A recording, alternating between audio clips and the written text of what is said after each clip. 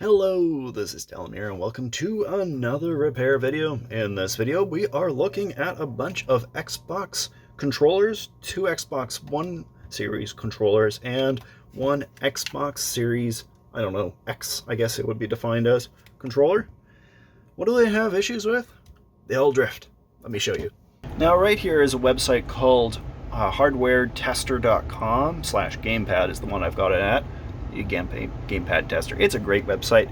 It's great for a lot of controllers, but for some reason it does not work with any of the Xbox One or Xbox Series controllers.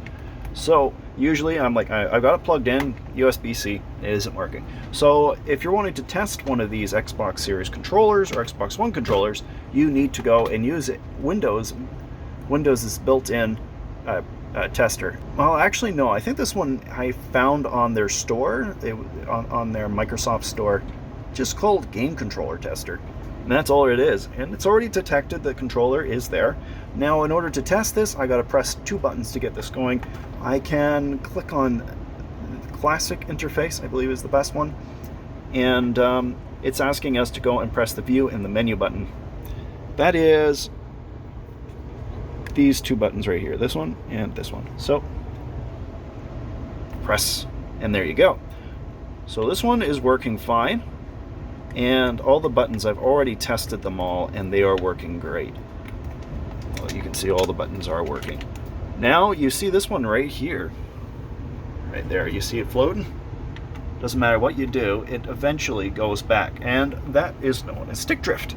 And that's the one that needs to be replaced, and it is doing that also with this controller as well, just not as bad as well as this one. So we got to get these apart. I'm going to do these one at a time, and we got to replace the thumbstick itself. Not this, not the rubber bit, but what's underneath.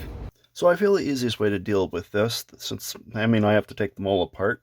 This one may be a little bit different. I can't remember. It's been a little bit since I've worked on an Xbox Series controller. But the Xbox One controllers, I know, they are relatively straightforward to get into. You got to pry these plates off, and then there's a screw right behind here that you got to stab through the plastic label there. You can get on through there. It's always a pain getting into them initially, though. I swear Microsoft did not really intend for these to be worked on after getting them put together, because these are super difficult to get apart. Now, the great thing about these controllers is they use exactly the same screw throughout the entire thing. Now for the little screw that's hidden underneath here.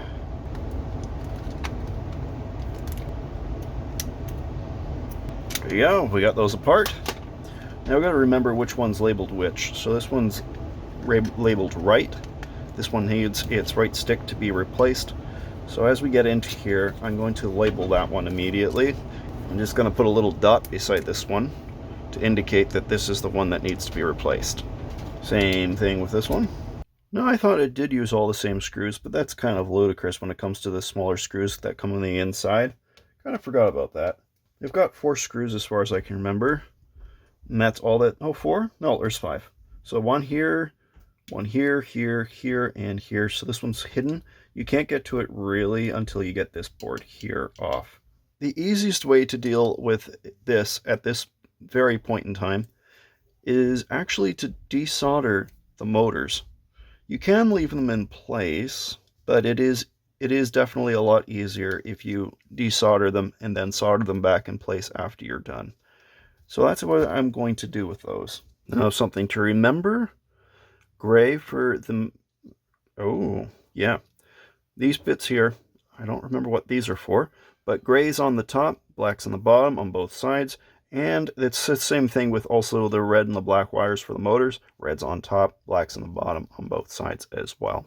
Alright, I've got those all desoldered. Sorry I didn't really show it. It's nothing really particularly special. I'm just taking the soldering iron, put it around 450 degrees Celsius, and just put a little bit of flux on those just to make it a little bit easier, and just dab them out. Now I got to get this out. And as far as I can remember with this one, I say as far as I can remember because I haven't worked on one of these controllers in probably 2 or 3 months. It's just pressure fitted in, and the rest may be just tape holding it down. We are. You can put this to the side, I don't need it. That right there is your 3.5mm jack. Have that there. Same thing with this one, I only need the board. Easiest way to get it out, just push up on the joysticks from the back. I forgot to take some wire. Oh, that's annoying. I thought I got them all out. Oh, I just got them all out on one controller. Okay. Same method though. I'm going to get those desoldered, and then we're going to be over at the microscope showing how to go and get these creatures out. It can be quite a pain to remove these thumbsticks sometimes.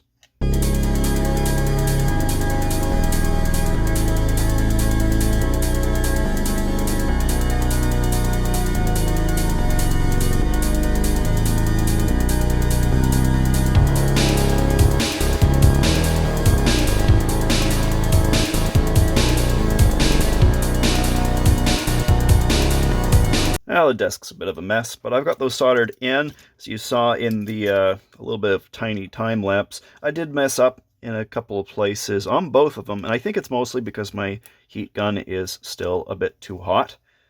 But I was able to fix it, which has really made me feel happy about that. This one right here is the right, so this goes with this. This goes with this. It doesn't really matter which one goes with which one, that's fine. So let's get them together. I do have to solder the wires back in place still. Okay, let's get those back soldered into place. Alright, I got those wires all back in their proper place.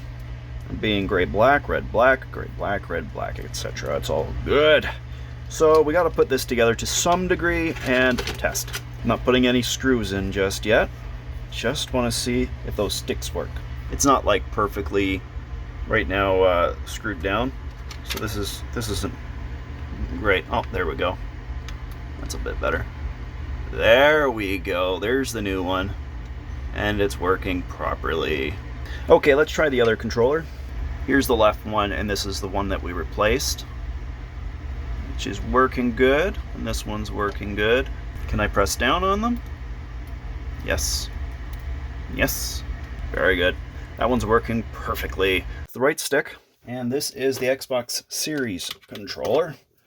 I'm just double checking. Definitely the right one. It's just immediately sends it off into the upper hemisphere straight up. Now let's find out whether or not this one is significantly different from the Xbox One controllers. There we go. Shockingly, none of them broke. We can get the screws out. So far, it's the exact same as the Xbox One controller. There we go. Still the same.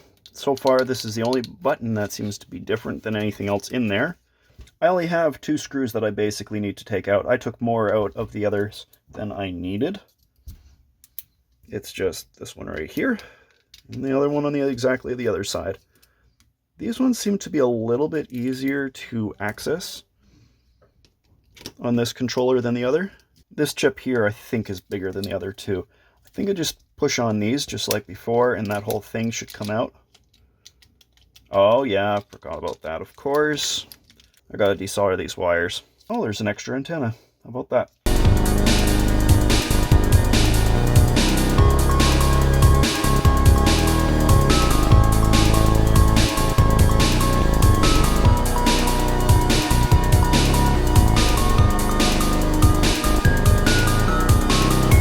We go. I've got the wires all reconnected in there, and they're all in their proper order, just like the other.